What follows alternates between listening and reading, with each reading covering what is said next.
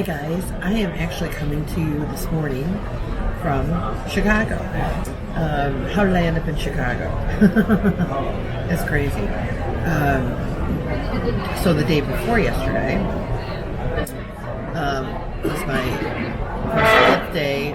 I was going into my fifth day of reserve and they still hadn't called me, and so I was up until about, 10 o'clock. And then crew services, fans blowing my hair out. Crew services called me at midnight and said, we need you to sit at the airport from 5 a.m. to 10 a.m. Fine and dandy. So I went and did that. And that was yesterday morning, just about 24 hours ago.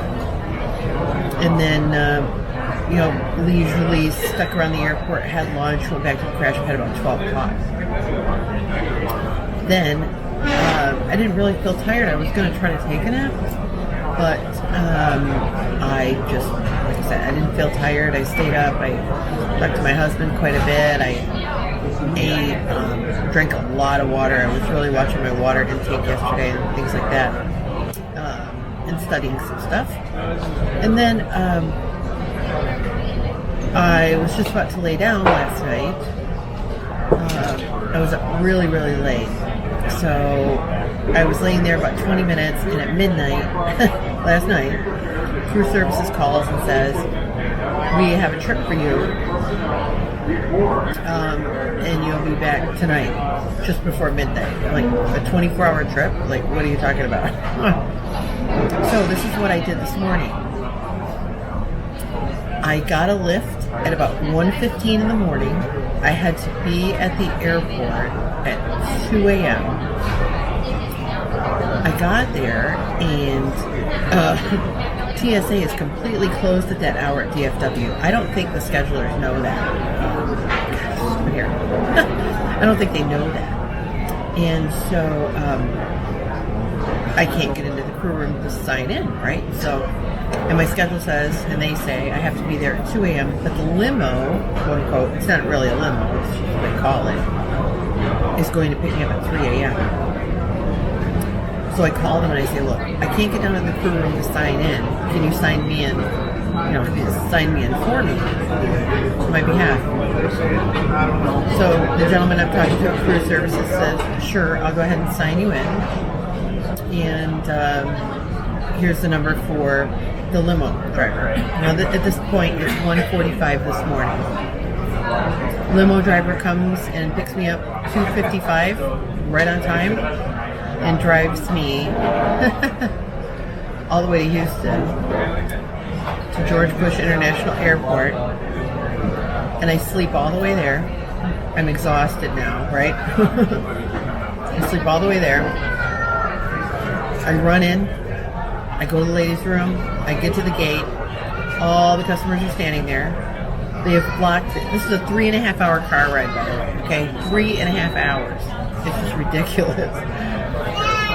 So the flight that they want me to work is scheduled to depart at 7 a.m., but I'm getting there at like, I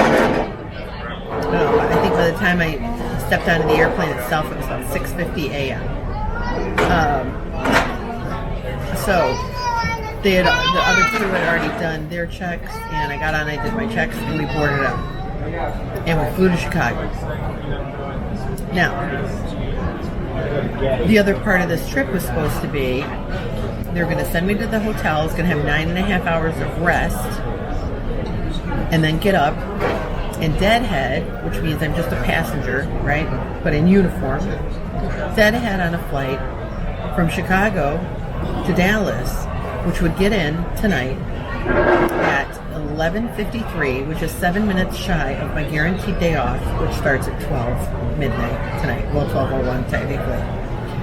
So I get here to Chicago and I call crew services and I say, look, there's flights leaving out of Chicago that just go right back to Austin, and since tomorrow's my day off, I would really like to be released, and I will find my own ride home. So she puts me on hold, comes back and says, sure, absolutely, go ahead and get yourself home, enjoy your days off. And we'll talk to you when you come back on the 9th, I think it is. Okay. So, prior to this, the captain had told me he had looked at the schedules out of Chicago, and there's a United flight leaving at 12:45. Fine and dandy. Early enough, right? But we get in here at like 9:15, so I still have to sit around and wait. Another 3.5 hour, wait, sit, whatever. I already did that in the limo. So I walk 2 miles, okay? Our terminal from United's terminal is literally 2 miles. And I go to the main customer service desk down there in B, Concourse, and I meet this nice lady named Sandra, and I told her I can't, something's going on, I can't list on United, what am I doing wrong? So between her and I, in about 5 minutes, we both figure out there's no agreement and I can't fly United unless I want to pay for a ticket. Well, that's not going to happen. So I go into another website that we use for other airlines, and I find American Airlines. It's always American Airlines, isn't it? American Airlines has a direct flight from Chicago to Austin at 3 p.m. It is now almost 1:45. I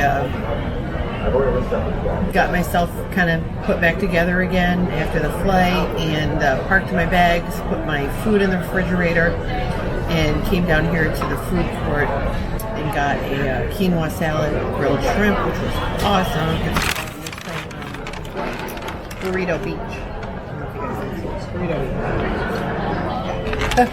Anyway, it's a really, really great salad. I had the quinoa, and again, with a grilled shrimp on it. If you ever come through here, it's probably the most healthy thing in the food court, unless you want a smoothie that doesn't have sugar in it.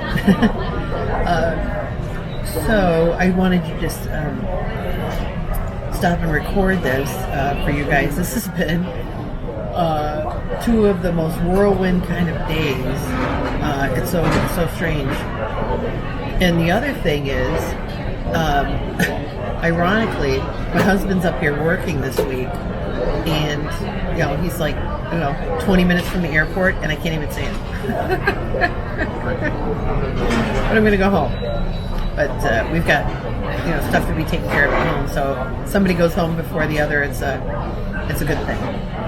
So I'm going to sign off for now. I will probably add to this after I get home tonight, or maybe from the airport over at the American Gate. I don't know. Unless I see something interesting or something weird happens, I'll have something to say. Otherwise, probably not. But I hope you guys are having a good day, and you didn't have to wake up at, or not even, I hardly even went to sleep, right? My sleep was basically in the limo. That was just absolutely nuts. Anyway, I'll see you guys soon.